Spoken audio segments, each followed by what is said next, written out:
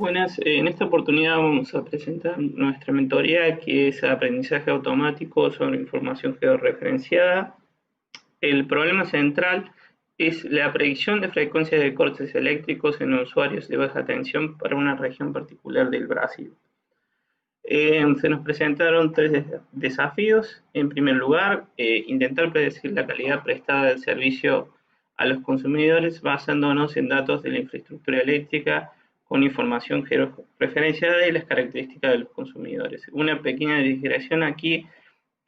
Cuando decimos infraestructura eléctrica nos referimos a los diferentes niveles de distribución de la electricidad, esto es a la distribución de alta tensión, de media y baja tensión, y sus correspondientes líneas de transmisión. El segundo desafío que se nos presentó fue crear nuevas features o características a partir de los datos georreferenciados que nos permitan mejorar nuestras predicciones. Y por último, seleccionar de muchos modelos de aprendizaje automático aquel que presente mejor performance. Una breve descripción del dataset. El dataset contiene información sobre la infraestructura eléctrica, características y consumo de los consumidores de baja tensión. Cada nivel de infraestructura eléctrica posee un dataset diferente, por lo que fue necesario unirlos en uno solo y trabajarlos de manera mancomunada. Hubo dos variables objetivos, o se nos presentaron dos variables objetivos a elección. En primer lugar, los valores anuales de duración de las interrupciones por unidad de consumo de baja tensión. En segundo lugar, la frecuencia de las interrupciones individuales de la unidad de bajo consumo. El dataset proporcionaba dos tipos de información. En primer lugar, información georreferenciada de cada tipo de infraestructura eléctrica, consumidores, transformadores y líneas de transmisión. Esto nos permitió trabajar con la creación de nuevas features de distancia. Y luego, información del consumidor de baja tensión, esto es consumo, actividad económica, si pertenece a un área rural o urbana y tipo de construcción.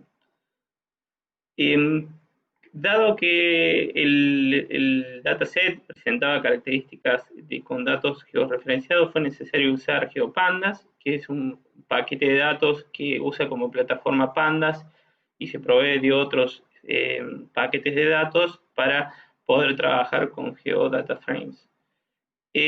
Las variables georreferenciadas, se trabajó con tres tipos de datos georreferenciados. Estos son puntas, líneas y polígonos. Entre los puntos encontramos las unidades transformadoras de subestación, las unidades transformadoras de distribución y las unidades consumidores de baja tensión. Entre las líneas encontramos las líneas de transmisión de media tensión. Finalmente se trabajó con un polígono que agrupaba a los consumidores en un área determinada. Con estos tipos de datos georreferenciados se trabajó en la creación de nuevas features que pudieran servir en la aplicación de modelos de aprendizaje automático. A continuación, Brandon va a hacer una breve explicación de cómo se trabajó con los datos georreferenciados y los diferentes conceptos que se tuvieron que tener en cuenta para la elaboración de estas features. Hola, soy Brandon y quiero hablarles un poco de datos georreferenciados. Am, bueno, una cosa especial de datos georreferenciados es que están vinculados a la Tierra, obviamente. Y, spoiler alert, la Tierra no es plano y tampoco es una esfera perfecta. Tiene muchas irregularidades y bultos. Y eso nos afecta cuando vengamos a calcular distancias o áreas. Saben que el punto más lejos del centro de la Tierra no es el Everest, es una montaña en Ecuador que se llama Chimborazo. Entonces, cuando los científicos de datos están usando datos georreferenciados, muchas veces estamos usando los datos adentro lo que se llama una proyección.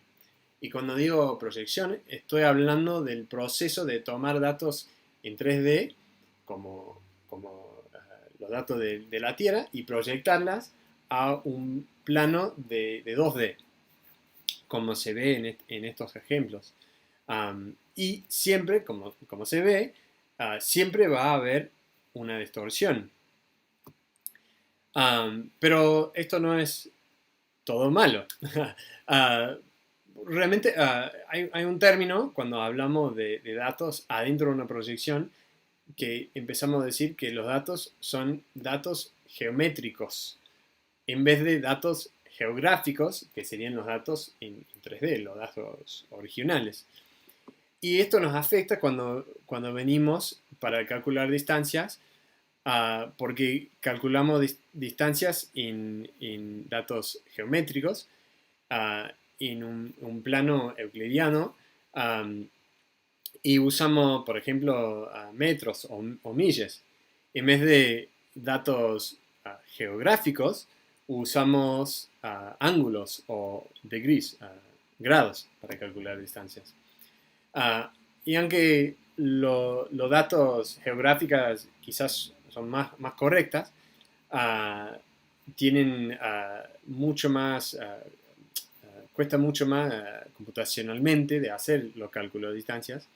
Y esta razón y varias más, hay varias más ventajas de usar datos geométricos para cálculos. Uno es, si hacemos una proyección sobre una región específica, como un país o una región, decimos que la diferencia entre la distancia geométrica y la distancia geográfica es menor. Y también nos abre una gama mucho más amplia de software y funciones que podemos usar cuando usamos datos geométricos. Acá se ve las librerías, algunas de las librerías que usamos en la mentoría. Este se llama Shapely, que usamos para los datos geométricos. Transformaciones. También usamos GeoPandas y esto que se llama NetworkX, que es para hacer cálculos con grafos. Acá se ve un ejemplo donde en vez de calcular la distancia más directo, hicimos el cálculo de distancia por grafo. Estos puntos, que se ven muy chiquitos, son puntos de los postes de los postes eléctricos y podemos calcular usando esta librería la distancia que viaje la electricidad entre la subestación y el transformador. Y una cosa más, esto que se ve acá es una proyección de los datos que usamos, varias capas de los datos que usamos en un software que se llama QGIS, y se ve toda la posibilidad que se puede hacer con datos georreferenciados. Ahora Javier va a explicar un poco la parte de Machine Learning que hicimos. Muchas gracias. Bueno, antes de empezar con aprendizaje automático, hay que aclarar que tuvimos que armar un dataset. Utilizamos datos que nos pasa la empresa de consumidores, consumos, transformadores, subestaciones, postes de luz, y bueno, utilizamos las herramientas que ya mencionó Brandon para compilar este dataset que después vamos a usar para nuestras pruebas. Bueno, nuestro problema es predecir frecuencia de cortes que sufren los consumidores, cantidad de cortes de luz que sufren por año los consumidores. Lo primero que hacemos es transformar el conjunto de datos que armamos, porque bueno, nos damos cuenta que hay algunas variables que nos molestan un poco. Además queremos solamente variables numéricas para simplificar. Por supuesto hacemos la división del conjunto de datos en conjunto de entrenamiento y validación, y luego bueno, nos queda un conjunto de datos de 96 características. Entonces bueno, probamos con tipos de modelo de scikit-learn de regresión lineal. Nuestro problema es de regresión, y probamos con XGBoost con XGBoost Regressor, y bueno, sin dudas los resultados obtenidos con XGBoost Regressor fueron muy superiores a los obtenidos con los modelos de Scikit-learn. Bueno, aquí con estos dos gráficos vemos la mejora que presenta XGBoost Regressor frente a Linear Regression Model de Scikit-learn. Vemos cómo la distribución de residuos mejora. También vemos cómo R cuadrado también mejora, pasa de 0,457 a 0,73, lo que muestra que XGBoost Regressor funciona mucho mejor, al menos en este tipo de problemas. Bueno, en adelante, para hacer el resto de las pruebas utilizamos XGBoost Regressor, pero redujimos el dataset de 96 características a 35 características. Solamente nos quedamos con las 35 características más importantes. Eso se puede hacer gracias a una funcionalidad que tiene XGBoost Regressor de obtener qué tan importantes son las variables durante el entrenamiento. Nos dimos cuenta que con 35 ya era suficiente para obtener un error significativamente bajo. De hecho, los resultados que obtuvimos fueron mejores que con 96 variables, lo que nos resultó bastante curioso. Pero bueno, la primera prueba que hicimos fue sin ajuste de hiperparámetros. Obtuvimos, como dije antes, un error un poquito más bajo. Luego hicimos búsqueda de hiperparámetros. Para eso utilizamos Randomized Search Cross Validation y Grid Search Cross Validation de Scikit-learn. Y también utilizamos HyperOpt. Espero estar pronunciándolo bien. Para la optimización bayesiana, para hacer optimización bayesiana. Los resultados fueron mejores que sin ajuste de hiperparámetros. Entre ellos, los tres métodos, los resultados fueron bastante similares, pero Grid Search terminó siendo súper lento, así que no lo recomiendo para nada. Yo diría que unas 10 veces más lento que Randomized Search y que la optimización bayesiana. Bueno, para aplicar un poco del conocimiento que tenemos de aprendizaje no supervisado, lo que hicimos fue correr un K-means sobre el conjunto de datos de 35 características que ya teníamos para agregar una nueva característica.